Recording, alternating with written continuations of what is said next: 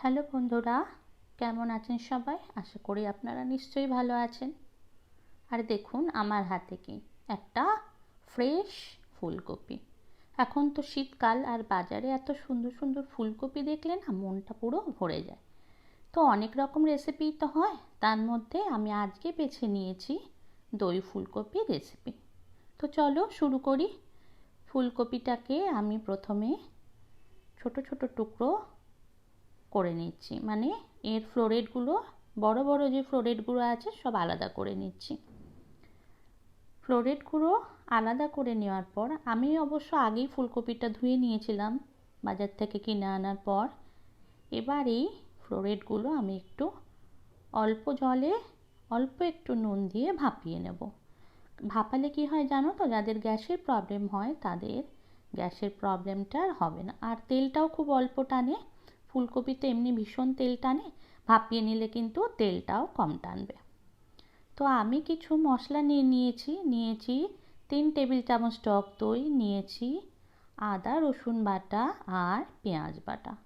কিছু গুঁড়ো মশলা নিয়েছি ধনের গুঁড়ো, জিরের গুঁড়ো আর কাশ্মীরি লঙ্কার গুঁড়ো। এবার এই 3টে মশলাকে আমি উষ্ণ গরম জলে ভিজিয়ে ঢেকে রেখে দেবো। গুঁড়ো মশলা সবসময় ভিজিয়ে রাখলে কি হয়, খুব ভালো গন্ধটা এনহান্স হয় আর নরম হয়, যেটা তরকারির সাথে খুব ভালোভাবে মিশে যায়। ফ্রাইং প্যান বসিয়ে দিয়ে দিচ্ছি সাদা তেল বা ভেজিটেবল অয়েল। এবার আমি ফুলকপিটা হালকা ভেজে নেব, বেশি ভাজবো না, কারণ বেশি ভাজলে ফুলকপির কালারটা নষ্ট হয়ে যাবে।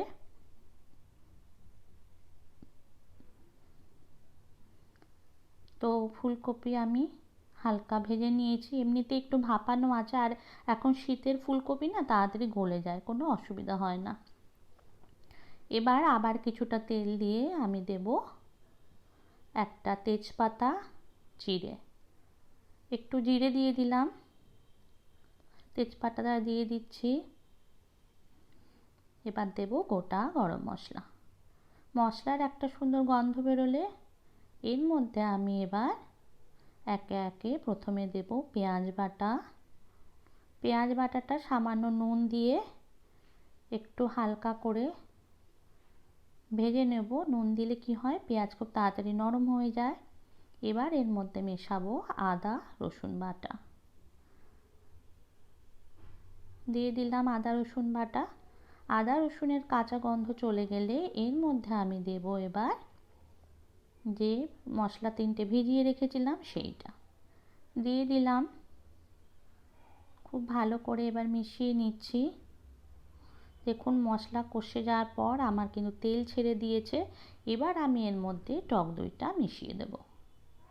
টক দইটা দেখবেন যেন বেশি টক না হয়, তাহলে কিন্তু তরকারিটা খুব টক টক হয়ে যাবে। তো ফ্রেশ টক দই হলে ভালো। আর এই টক দই মেশানোর সময় গ্যাসটা সব সময় কিন্তু কমে থাকবে, বেশি দিলেই ফেটে যাবে। দিলাম 1 চামচ চিনি। খেয়াল রাখবেন দইটা যেন খুব বেশি টক না হয়। এর মধ্যে এবার প্রয়োজন মতন গরম জল দিয়ে দিচ্ছি। দই ফুলকপি কিন্তু খুব বেশি ঝোল ঝোল হয় না, একটু মাখা মাখা হয়। সমস্ত ফুলকপিটা এর মধ্যে অ্যাড করে দিচ্ছি। মিশিয়ে নেওয়ার পর কভার করে দেব। কিছুক্ষণ ফুটলেই রেডি হয়ে যাবে দারুণ স্বাদের এই দই ফুলকপি। শীতকালে ফুলকপি সব রকমভাবেই খুবই ভালো খেতে লাগে।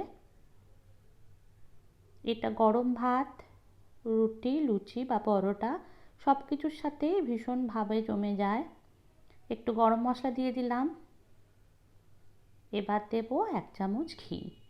এই ঘি আর গরম মশলাতেই দই ফুলকপির স্বাদটা আরও বেড়ে যাবে। একটা কাঁচা লঙ্কা চিড়ে দিয়ে দেব, কাঁচা লঙ্কার গন্ধটা খুব ভালো লাগবে। দিয়ে ঢেকে দেবো। ব্যাস রেডি হয়ে গেল দুর্দান্ত স্বাদের এই দই ফুলকপি।